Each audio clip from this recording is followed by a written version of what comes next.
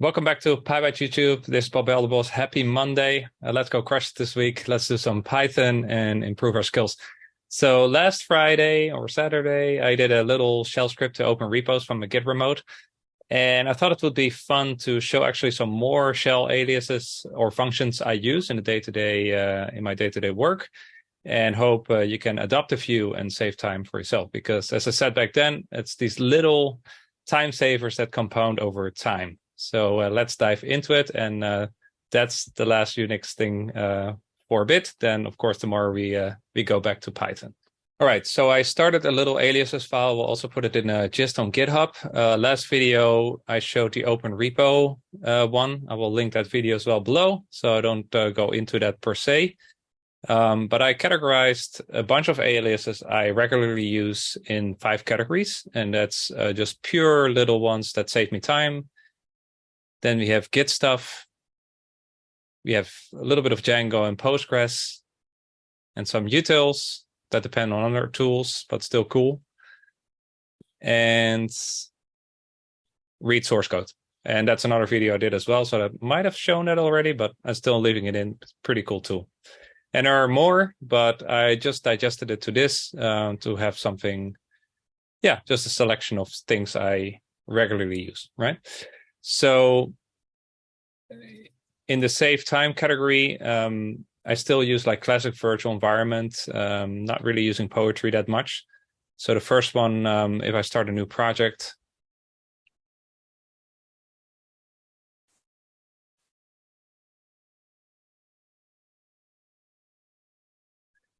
what's pretty useful here is the pvamp, right?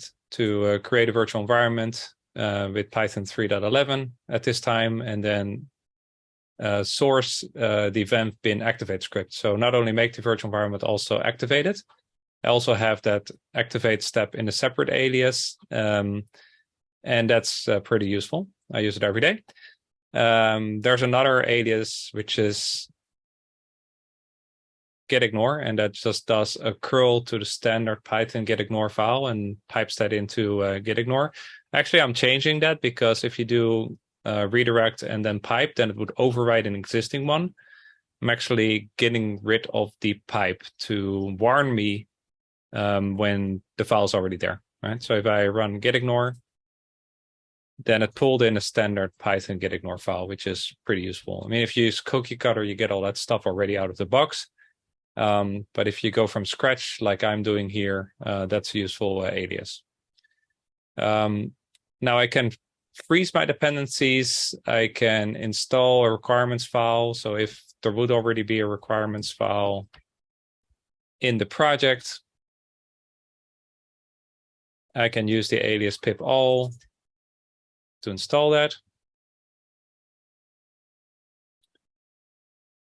And this should probably also better be python-m pip, because then we always are sure that we use the pip in the virtual environment. So if I want to freeze this, I can use pip fr, same thing. If you do the pipe, it will clubber an existing file, so you need to be careful. So you might opt for only the redirect one. And it generated a requirements text with all the pinned dependencies. All right. So then I have stuff around file navigation. So if I do DL, I go to my downloads folder. If I do CCH, I go to my code challenge, or the pybites platform code base. That's just very handy to quickly navigate around.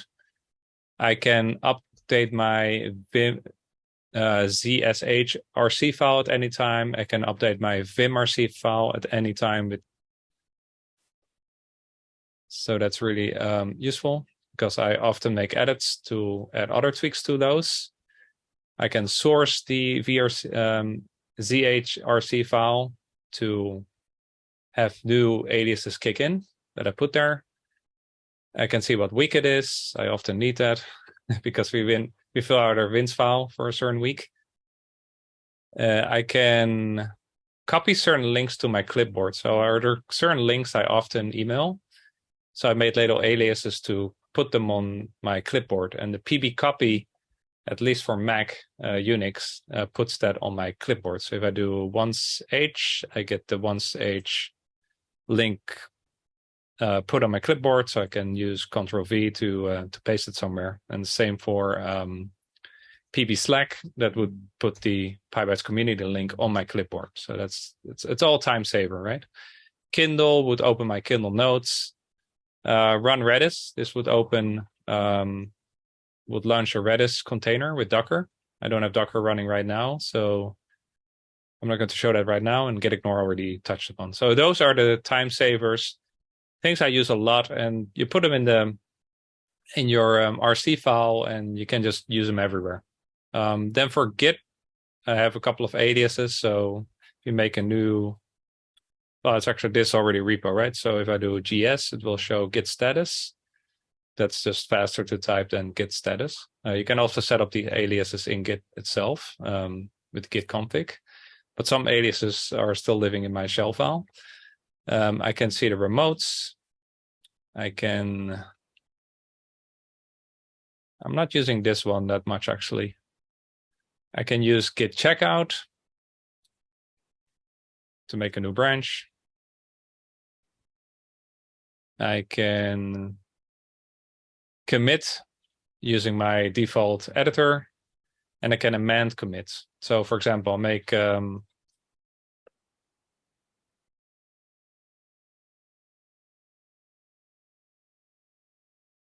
instead of doing this all manually, I actually have this in an alias. So now it will open my default Vim editor,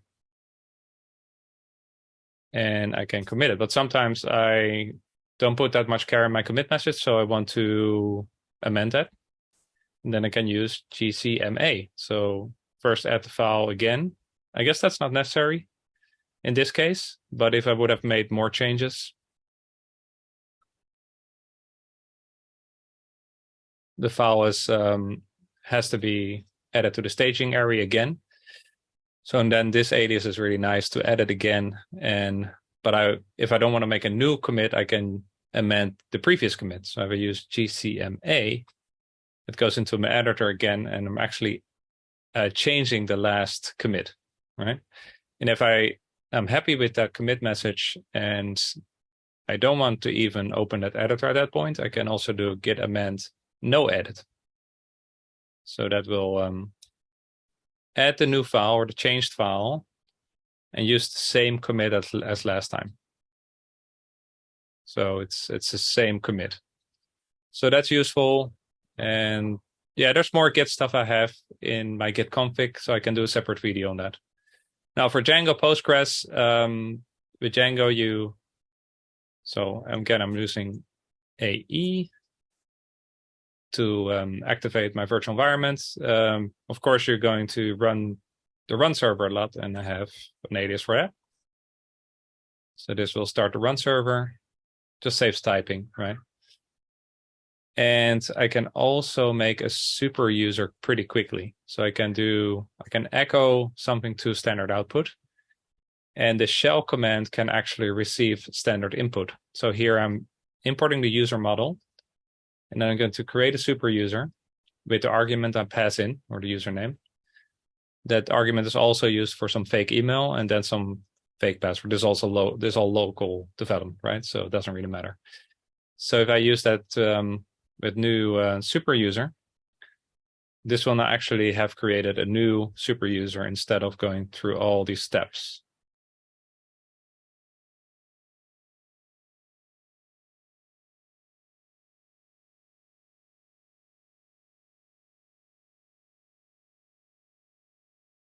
So that would have accomplished the same thing, but it's more work, right? So these are just little time savers again.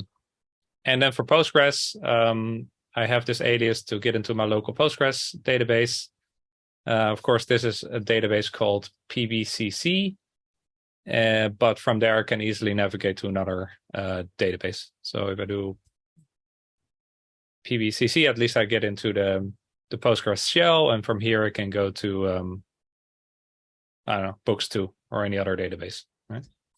Again, saves time. Right, little utils. I can make a YouTube image going into the YouTube thumbs repo. Then ampersand is to run the next command only if the previous one succeeded. So I'll activate the virtual environment, and then I run the thumbs.py command, and with the argument I'm passing in. So if you call it with an argument, the alias, that becomes $1. And then I'm opening the images folder where that thumbnail is going to be stored. So for this video, and I did a video on this, I will also link that below. I can run YouTube image and then give it a string. So this would be my 5 favorite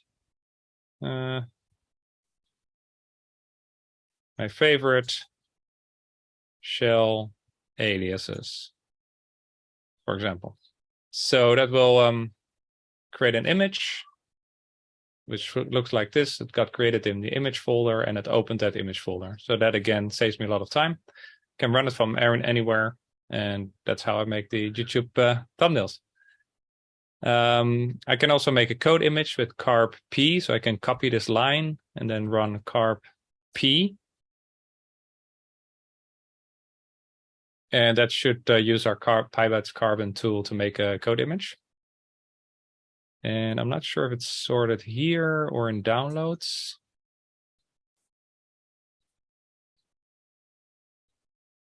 Okay, I need to check that because that should have generated an... Okay, that should have created a carbon.png, but it's in the downloads folder, but for some reason it's not showing there. So I need to investigate that. But anyway, that should have made a code image. And then I have emo for emoji. That's another project I did. We'll do a separate video on that. It's pretty interesting. Here, for some reason, I have the full alias. That's not necessary. I'm going to already have this aliased. We'll go into the repo, activates the virtual environment, and then use the emoji searcher script entry point. And then I can do, for example, emo tada. That will put tada emoji on my clipboard. Again, using clipboard. But there I use Paperclip by L. Swigert. Really cool library. Can do it for multiple, snake, bicep, eyes, ninja. And now I get these 4 emojis. The last one's not really working for some reason. But anyway, that's a little tool built, and then I have it hooked up in an alias or a function. So that's pretty useful. And I've spoken recently a lot about the search tool. So I have a bunch of aliases here to use the search tool to look for different Python content. So for example, if I want to look for a video on decouple, I can use vid, and that goes into the search repo, which is defined here as a shell alias, as a variable. And same as before, I go into the repo, activate the virtual environment, and then call the entry point, Python entry point, specifically for videos, right? So vid decouple should show all the videos on that match decouple. I can look for a podcast on ChatGPT, right? So that's a little bit more focused, but if I still want to look for the full collection, I can use all. And then I get all the content across channels. It took a little bit longer because it was building up the cache. Second run, it should be faster. Yeah. So here there are ChatGPT things we did on various channels. So that's useful. And lastly, in this category, I can get a random tip. Calls our platform, an endpoint, and gives me a JSON response. So if I quickly want to get a random tip. So it's an existing Python script. Again, I just hooked it up in an alias. And lastly, I can read source code with the pys alias that basically uses the inspect standard library module.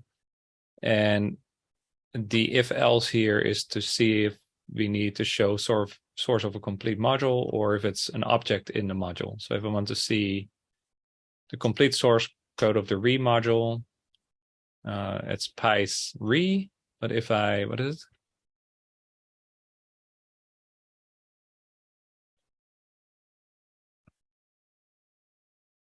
If I give it a second argument, then it's not a single argument anymore. And then it puts a colon in between. So I think I can do research, and then I get only the search function in the re module, or I can do string for the whole thing, or I can do string as kilo. No, that's a constant. That wouldn't work. Pys functools, whole module. But if I want to specifically look at reps, functools reps. Yeah. So that's a little bit of code to do the if else. But yeah, you can put any code in these functions as you want. Hope this gave you a taste of some commonly used aliases, and that you will start building your own. It's tiny fractions of time saving, but all these seconds and minutes add up, and I feel I'm much faster by using those aliases. I think over time it's going to save you hours, if not days. So that's it. That's all the Unix for this week. Tomorrow you're going to switch back to Python.